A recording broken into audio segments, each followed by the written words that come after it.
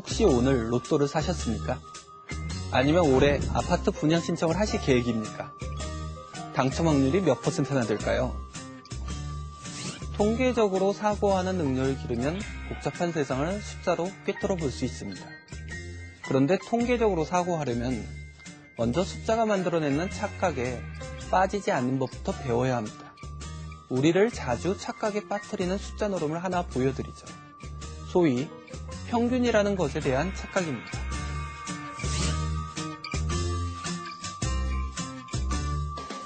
야구에서 타자를 비교할 때 타율을 따집니다. 타율은 타자가 때린 안타수를 타수로 나눈 것이죠.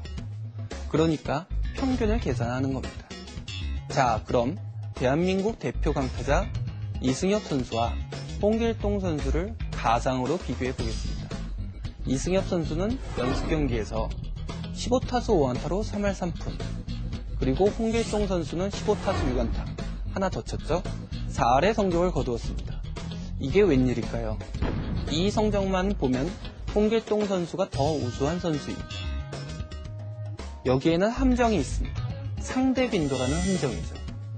이승엽 선수는 강한 투수와 10번 상대한 반면 홍길동 선수는 강한 선수와는 5번만 승부를 겨룬 것이죠. 거꾸로 약한 투수와 이승엽 선수는 5번, 홍길동 선수는 10번을 상대했습니다.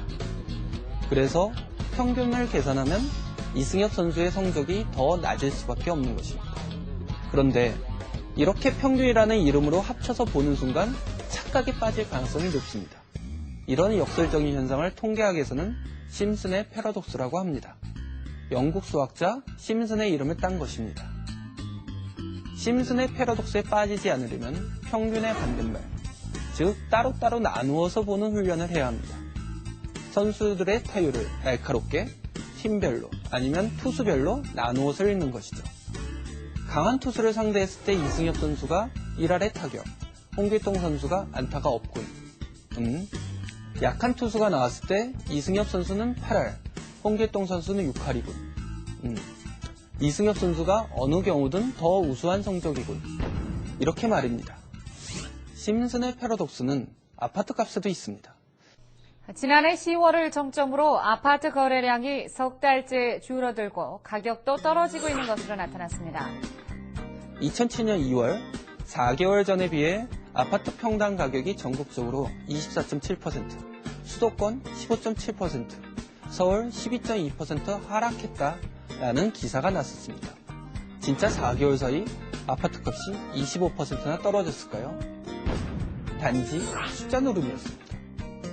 고가 아파트와 저가 아파트의 거래를 모두 합쳐서 평균으로 평당 거래 가격을 보았기 때문에 생긴 오류였죠.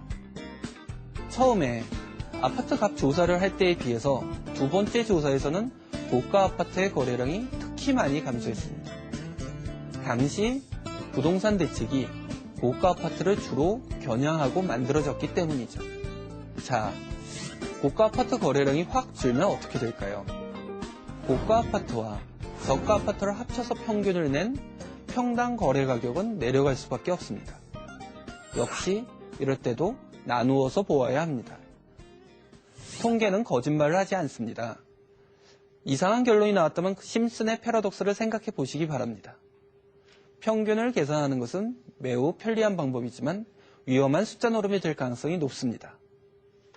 그럴 때는 나누어서 보아야 진실이 보입니다.